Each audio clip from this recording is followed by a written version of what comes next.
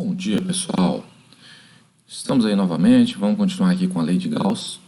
Então, hoje a gente vai falar um pouquinho a respeito de um condutor carregado. Então, olha só, pessoal, se uma carga em excesso ela é introduzida em um condutor, a carga se concentra na superfície do condutor e o interior do condutor continua a ser neutro. Tá? Isso acontece por quê? Porque num condutor a gente tem a situação de elétrons livres. Então a tendência é que todas as cargas em excesso tentem a ficar o mais longe possível uma das outras. Então ela tende a ir para a superfície do condutor. Tá? Se tem um excesso, se você retira elétrons do corpo carregado, ele vai ficar com excesso de prótons. Tá? As cargas se redistribuem novamente dentro do corpo, né? E a tendência é que esse excesso de cargas positivas se acumulem na superfície do condutor, como vocês podem ver aqui na imagem do lado. Tá? Como no interior do corpo carregado não vai ter excesso de cargas, quando você traça uma gaussiana ao redor desse interior, tá? O campo elétrico vai ser sempre nulo. Caso contrário, teria força elétrica sobre essas cargas e elas entrariam em movimento, tá? Porque no caso de um condutor, os elétrons são livres para se movimentar, tá? Olha só, então, se uma carga em excesso é introduzir um condutor, a carga se concentra na superfície do condutor e o interior do condutor continua neutro. Então perceba aqui está o excesso de cargas positivas, toda na borda do condutor, e no interior, ó, campo elétrico nulo.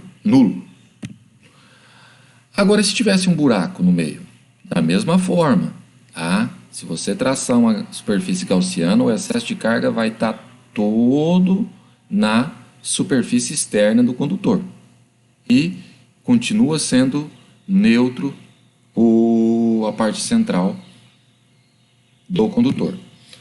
Agora, olha que curioso, se você colocar nessa cavidade, você introduzir uma carga positiva, por exemplo, tá?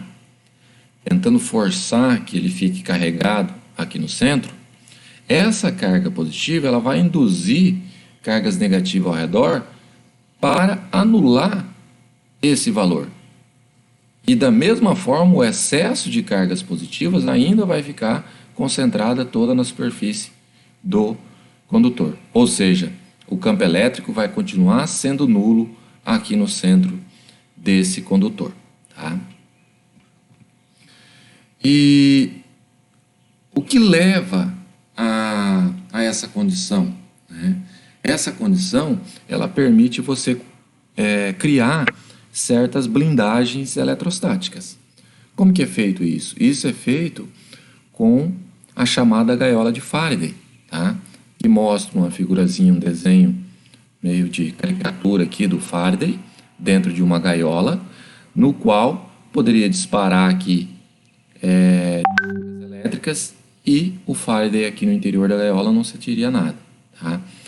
Aqui nessa imagem mostra uma bobina de Tesla gigante, né, que é capaz de gerar campos elétricos enormes, tá, e provocar descargas elétricas, como vocês estão vendo aqui. Aqui está o cientista aqui, todo charmoso, perceba que ele está com um tênisão bonito, com essa roupinha charmosa e disparando aqui uma certa descarga elétrica enorme, com um valor de voltagem enorme, e ele aqui está bem confortável dentro da sua gaiola, porque o excesso de cargas vai percorrer toda a gaiola na parte externa e ele vai ficar tranquilamente no interior dessa gaiola, porque o campo elétrico vai ser nulo ali, tá? Aqui no TF a gente tem uma bobina de Tesla também, que foi construída por mim. Se caso vocês tiverem interesse, pode estar chegando lá para observar os efeitos dessa bobina de Tesla, que nada mais é do que um transformador de energia, que pega a voltagem de um outro transformador e eleva essa tensão a valores muito altos. No caso ali, a gente tem uma que chega a 150 a 180 mil volts. Tá? Continuando. Bom, e a blindagem eletrostática, ela tem inúmeras aplicações, não é só a questão visual. Olha, por exemplo, aqui, ó, quando você insere um condutor dentro de um campo elétrico. Perceba que as linhas de campo vão estar chegando do lado negativo aqui e saindo do lado positivo, e no interior o campo elétrico é nulo.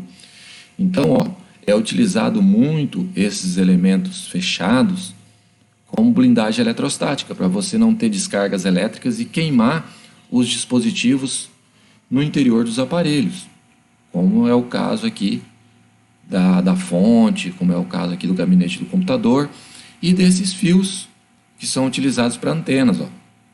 Equipamentos como rádio, videocassete e reprodutores de DVD são montados em gabinetes metálicos por igual razão, e fios e cabos coaxiais são envolvidos por uma tela metálica para evitar o campo elétrico no interior e esse campo elétrico interferir com o sinal. Tá? E é isso. A gente continua na próxima aula. Tá? Grande abraço. Fui.